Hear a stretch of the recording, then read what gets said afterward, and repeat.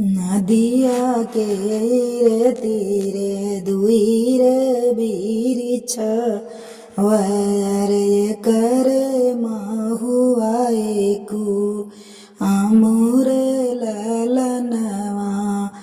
अरे करे महुआएकु आमुरे ललनवा राम लखन दुई नौ भंवरा उड़ावे अरे सीता रखवे फूलावारी रे ललनवा अरे सीता रखवे फूलू वारी रे ललनवा किया करे आयु तू ही बारी दुलारी अरे बारी दुलारी अरे किया करे रखाओ फूलवारी रे ललनवा अरे किया करे रखाओ फूलू वारी रे ललनवा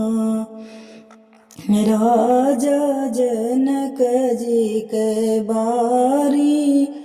दुलारी अरे बारी दुलारी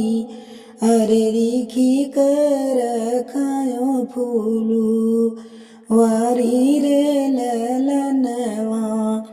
अरे रिखी कर रखायो फूल वारी रे ललनवा जो तू ही हो राजा जनक दुलारी अरे आओ बैठो बगले हमारी रे ललनवा अरे आओ बैठो बगले हमारी रे ललनवा कैसे के बैठो प्रभु बगले तोहारे अरे बगले तोहारे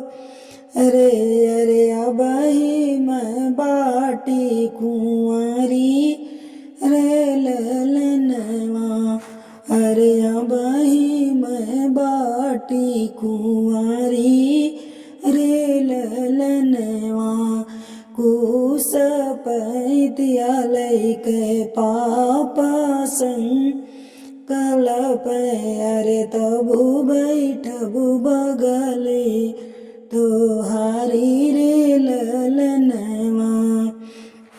अरे तबु बैठबु बगले तोहारी रे ललनवा कुस पैतिया लैके चाचा संग कलप अरे चाचा संकल्प अरे तबु बैठबु बगले तोहारू रे ललनवा